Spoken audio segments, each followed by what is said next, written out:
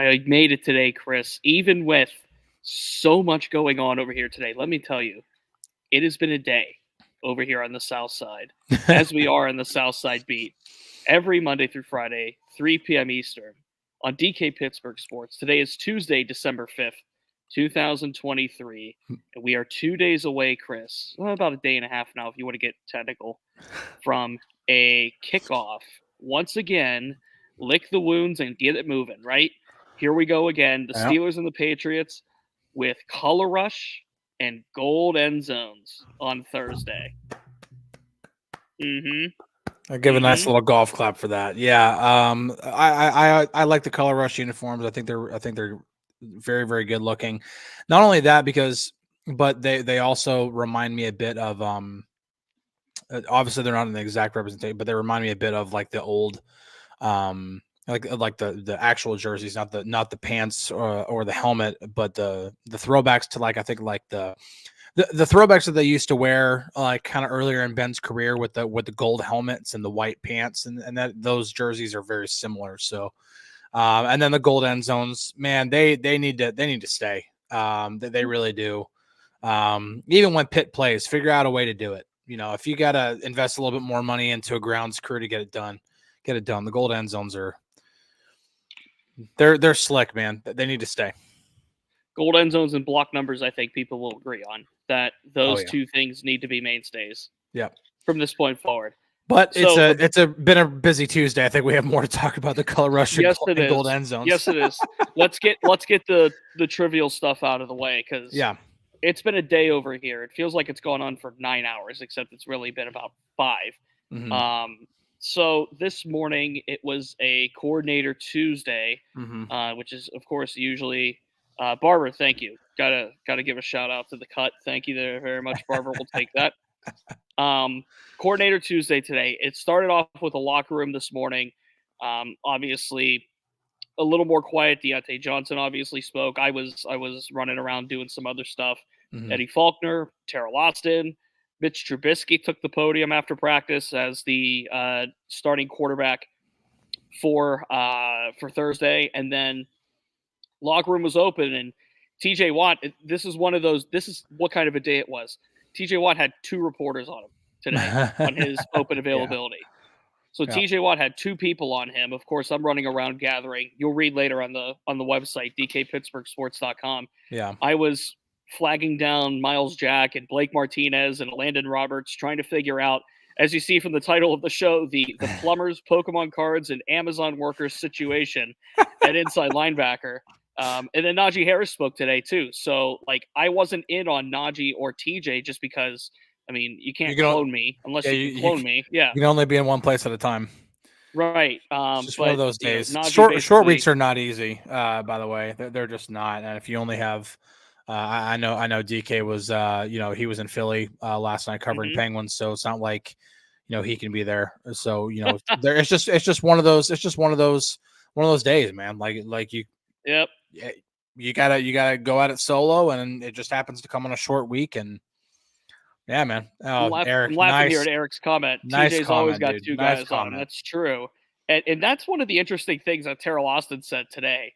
It was about the Hack-a-Shack. The comment was Hack-a-Shack, and for my non-basketball fans out there, that refers to Shaquille O'Neal when back in the day teams would just foul Shaquille O'Neal once he touched the ball inside the paint because. Would you rather Shaq go up for a basket that was going to have a 70% chance of going in, or would you rather have him shoot 2 free throws that had about a 40% chance of going in? So you play the numbers games with Shaq, and then of course with TJ Watt, you play the numbers game with him. You hold him as much as you can until it's called, and then you put 2 guys on him. So I found the conversation, and TJ was obviously vocal about this on Sunday.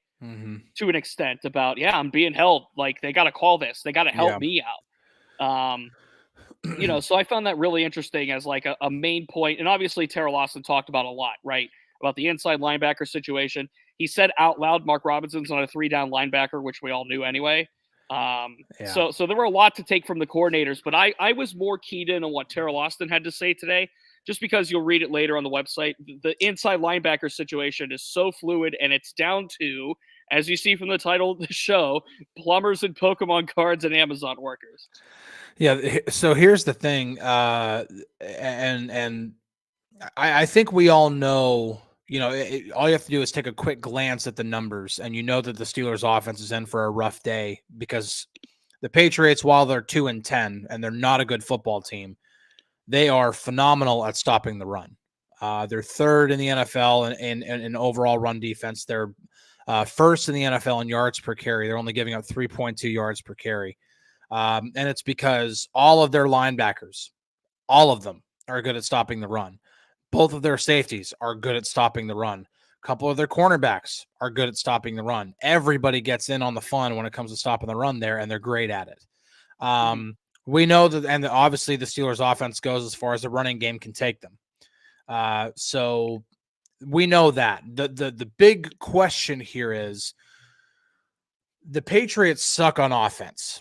I mean, they can't. I mean, when we talk about the Cardinals' offense looks like the greatest show on turf compared to what the Patriots have on offense, especially with Ramondre Stevenson out with an ankle injury. Mac Jones and Bailey Zappi are just two terrible quarterbacks, and they're. I mean, you talk about like concern over Jordan Love throwing a forward pass. I have concern over Mac Jones and Bailey Zappi throwing a forward pass. I have concerns with them catching the snap. Forget about throwing the pass. It's like Billy Cunningham arguably might be their best option right now, just to try it out. And I think you're going to see some of him. But there's one matchup I'm really concerned about when it comes to this. Regardless of how bad the Patriots are on offense, Pharaoh Brown, their tight end, is averaging over 24 yards per catch. Yeah. Okay. He's 7 catches on 7 targets. Yes. And so the Steelers obviously like to use their linebackers to help cover the middle of the field. Tampa 2 is a call that they frequently go to. They need to be able to defend the middle of the field. And right now they don't have a guy who can do that. Their best option is Michael Walker. And we saw how that went against Trey McBride. So how are they going to defend the middle of the field? How are they going to stop a guy like Pharaoh Brown from streaking down the middle of the field or getting open on an underneath pass whenever they need to get a stop on third down? That's what I'm concerned about going into this game in terms of what the Steelers are going to be able to do, regardless of how bad the Patriots are on offense. All right. Matthew asks, is Miles Jack going to play on Thursday? Now, as things sit right now, Miles Jack is on the practice squad. So he would have to be elevated to the 53-man roster. That move would likely come tomorrow, if not Thursday morning at the midnight hour before the game. I don't think Miles Jack is going to be elevated for this game. I think your linebacking core, and this is all contingent on Landon Roberts. Landon Roberts himself, I was standing right in front of him when he said he's considering himself questionable for Thursday. Mm-hmm. So a lot of it's going to hinge really on whether or not Landon Roberts goes. If Roberts can't play, there's a possibility that Jack could get that elevation in your linebacking core. And I'm not making this up. Your linebacking core would be a mix of Michael Walker, Blake Martinez, Miles Jack, and Mark Robinson. Oh. That's where they're at right now. I mean, but you discussed that. But this is the situation they're in. Yep. And it's rough because of these injuries to Cole Holcomb, Quan Alexander, and now Landon Roberts. And let's keep this in mind too.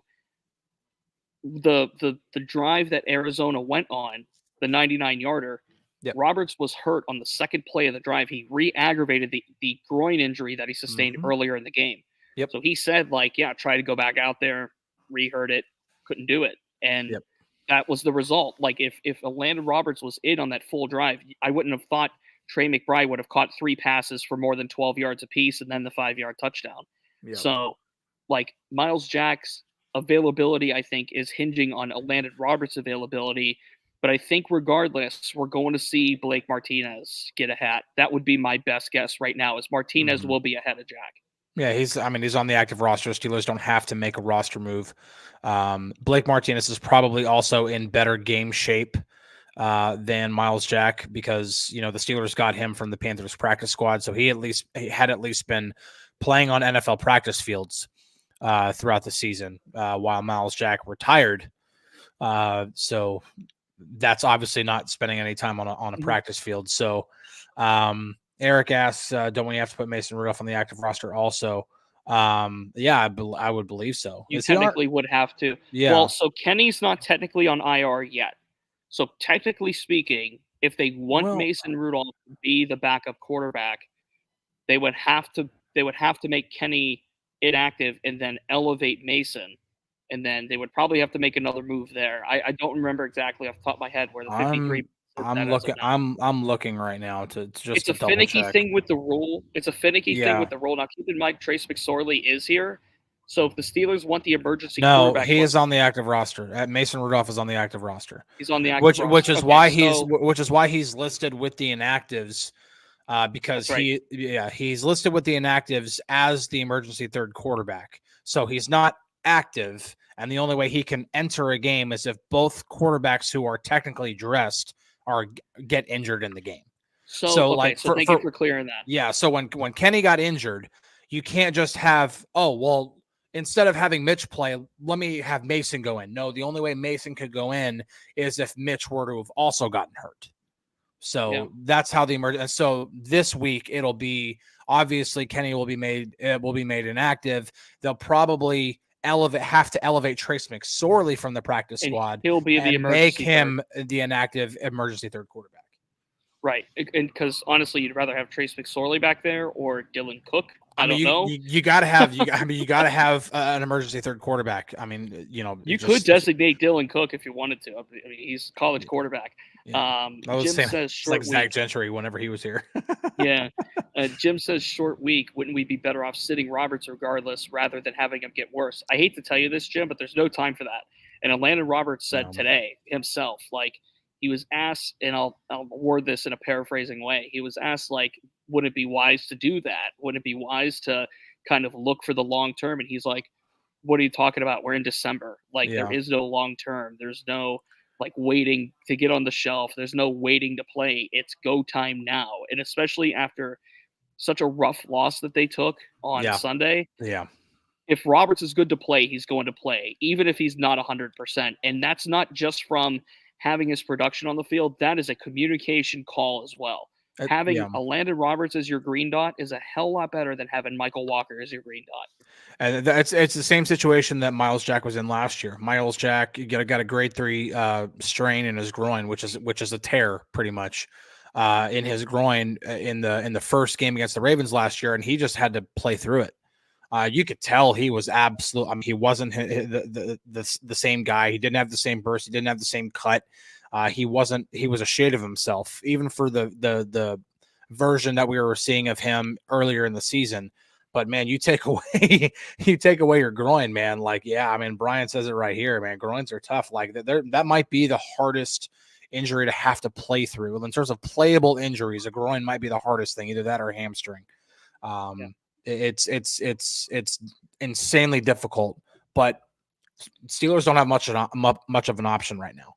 They really don't. I'm gonna spell this out for everybody. Okay. Bust down says Mason needs reps, and Mentoring Men mentions if Mason or Mitch look better, does Kenny come back? I'm gonna address Mason Rudolph right now. Okay. Mason is by default the backup quarterback right now, and the key phrasing there is by default. Okay. Mason Rudolph is not the second coming of Bart Starr, folks. He's not the second coming of Johnny Unitas, okay? He's not the second coming of Peyton Manning. Get it out of your head now, okay? This is not 2019 anymore, all right? Let's look at the facts here, okay? The Steelers drafted Kenny Pickett in the first round because Mason Rudolph was not good enough. The Steelers signed Mitch Trubisky to a lucrative contract as a backup quarterback because Mason Rudolph was not good enough. Mason Rudolph tried to test free agency to get a better contract and a better role. Or just a contract. Because he was not going to be anything more than QB3 in Pittsburgh. And guess what? He came crawling back to Pittsburgh and is the QB3 here. Yeah. That is why Mason Rudolph is in the position that he's in. Let's not act like he is the second coming of Joe Namath, people. Put it to bed, please. Yeah. I'm tired of answering the Mason Rudolph thing. Really. Yeah. Listen, I understand to a point, because a lot of what people have seen from Mitch Trubisky in recent games, the games where he's had to go in, it's not looked good. Again,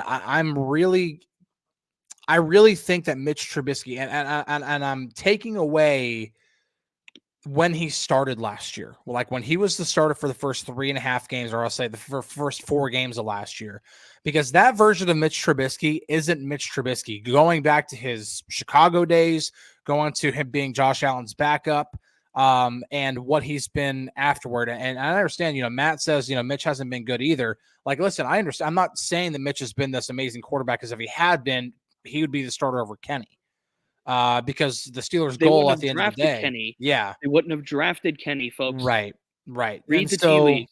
But the first 4 games last year, it was this very conservative Mitch Trubisky that's not him. He's a guy who's going to take shots down the field. He's a guy who's going to try to get out of the pocket, and make plays with his legs. We didn't see that in those 4 games last year, but ever since he was benched last year, he came in the Tampa game and helped win that game, right?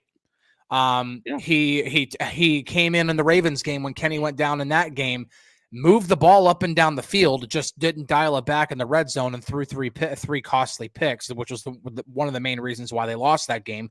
And even then, still had a chance to win that game if it weren't for a blocked field goal. Went in as the starter in the Carolina game and looked pretty darn good in that game, because he's going in with preparation. He's going in knowing he's going to be the starter. And I think this year we haven't seen that. Every time Mitch has been in the game, it's always been in relief of Kenny.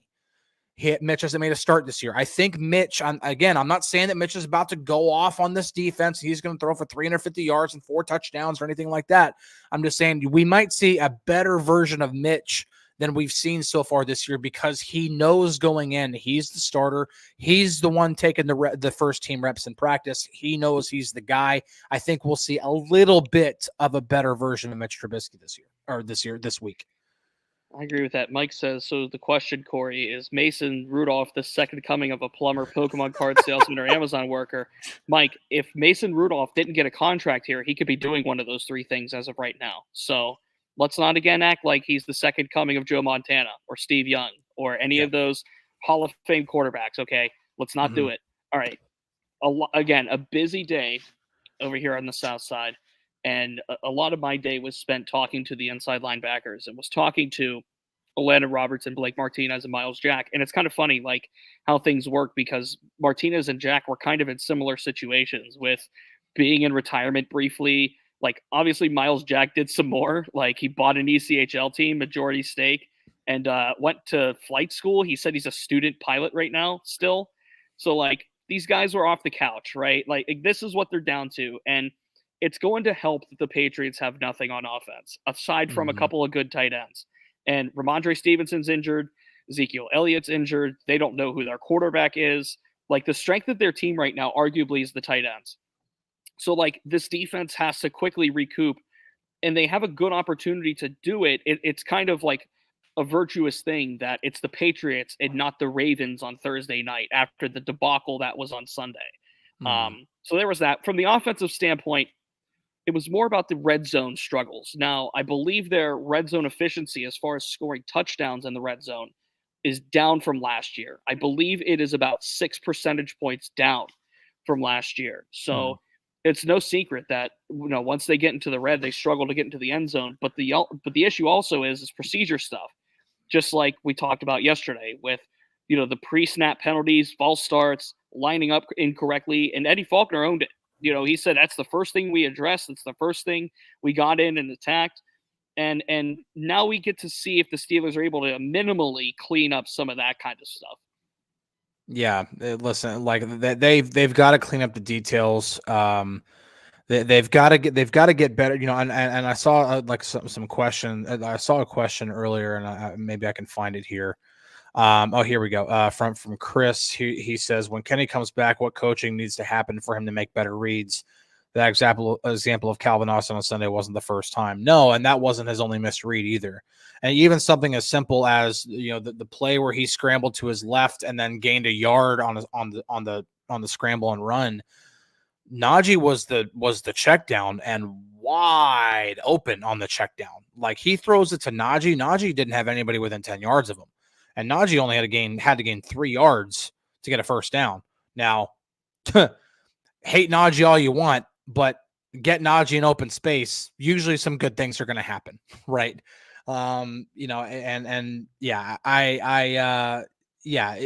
What coaching needs to happen? Honestly, I don't think we're going to see much of it change this year. If Kenny's able to come back for maybe the Bengals game, and if it's not the Bengals game, then probably Seattle. You're looking at 2-3 games max of this season that he's going to come back. I don't see many changes happening there. The offense is what the offense is, and you're not going to be able to make any drastic alterations or install a whole new offense until you get a new offensive coordinator. And Spice Creation says he needs to be diving into film when he's out. But, a lot of the times, though, it is how the concepts are also coached. I've seen, for example, when the Steelers, run Hank, the Hank concept, typically that is, through the course of the way it's been run throughout history of this game, the first read is the hitch inside. And Kenny doesn't always read it like that. Sometimes he reads the curl to the outside, and the flat is his second read. And traditionally it's always inside hitch, and then you look to either curl on the outside, and depending on what the defense is doing, depending on how they're overloading or whatever, it's different with the way that and that's just one concept example, and you can kind of wonder, like, how are these other concepts? Oh, lights out, Corey. Lights out. I'm not getting kicked out, but they got bills to pay over here too. Yeah. So but we're going for the rest of the show. Yeah, but it is also how these concepts are coached, and that really doesn't change drastically until there's a new offensive coordinator. Yeah. Last call, as Bob says. Mentoring men. I don't think there's any truth to that. He says he read a headline saying they nearly benched Kenny before firing Canada. I don't buy into that at all. That's just kind of that. I think maybe we should wrap up early since the the light quality is gone and we both got work to do. Tomorrow, for those wondering, there's no availability or anything on the South Side, but we will still have a show at 3:00 and really get into the nuts and bolts of this game on Thursday. Do you have a final thought you want to wager, Chris? I wouldn't say necessarily final thought, but just continuing to look. I've been putting together the next opponent piece that's going to go on DKPittsburghSports.com, and really beginning to wonder, how the Steelers offense can do anything, because they didn't commit to or run the ball at all. Nice. Yeah, naughty. Way to go. But finish your whiskey and your beer.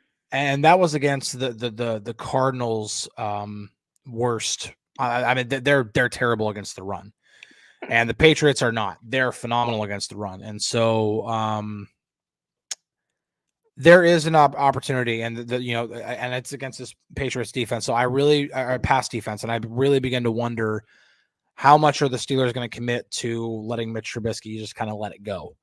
Because I think if the Steelers are going to have any chance of winning this game, it's going to have to come through some significant production through the air. I'm talking about minimum 200 yards passing. I'm talking probably multiple passing touchdowns. The Steelers can't rely on the running game, and I'm not saying they need to completely abandon it. Find ways to try to run the football to try to get some sort of production, keep the defense honest. Don't go one-dimensional, because that makes it easier for the Patriots to defend you. But you're going to have to find a way to produce through the air. And there is the opportunity. The Patriots, in terms of pass, like EPA per pass play, they're fourth worst in the NFL in terms of expected points added in the passing game. So Leverage. That's funny. Leverage said the Roonies are frugal. Lights out at 3:30 at the indoor here. They did practice in here today. So this has been put to good use today. I will say, in addition to what you just said, Chris, about Mitch, the necessity for Mitch to air it out. I don't know if you want to use quick game early to sort of get him in rhythm. I don't know if you want to do that kind of thing here, because what opportunities are the Steelers going to be able to open up underneath for Najee Harris and Jaylen Warren if they just keep dinking and dunking and throwing short? I don't know if there's going to be a solution for that. So I think they need to be willing to take some shots, and Eddie Faulkner seemed pretty confident in Mitch's ability to do that. but it's going to be weird to game plan for a game like this when like the identity is forged in running the football, but now everybody's going to expect them to run the football. Yeah. So you have to kind of pick and choose your spots there. If I was to wager a final thought, it's that they have to win this football game Thursday. Like, yeah. And I'm not saying that like, oh, duh, but I'm talking about just for the rest of the season, for the confidence in the field, the rest of the season. I feel like we're after the Browns game again, where like some of that was just deflated and some of that just felt like now what do they do? I feel like we're there again. And a lot of what I said yesterday reflected that. It was a now what do they do? If they lose this game Thursday, it's going to be the what can they do, not what do they do. It's a what can they do. Yeah. So that's how I feel about this game Thursday. And obviously tomorrow we're going to take a lot more time to expand on it for whatever it's going to be. Yeah.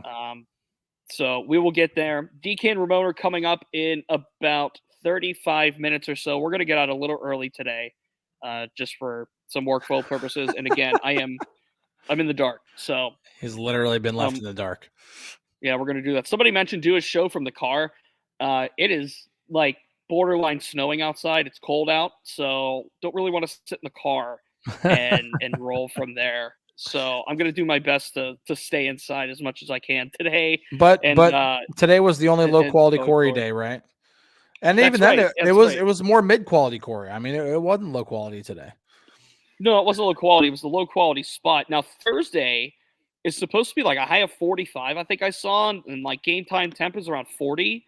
So it's not going to be bad for Thursday night football. It's not going to be the. You don't want to know what the temperature here is. 65. 72. Oh, could not be more perfect. It's sunny and 72 outside. It's amazing. My ideal temperature is between 65 and 75. I think that's my ideal temp. San Diego weather is like my favorite. I just don't want to live in California. It's just way too expensive. Harden up, Corey. No, I'm not going to do a show and freeze in my car. I'm not going to do that, Mike. I'm good. I want to stay harden up.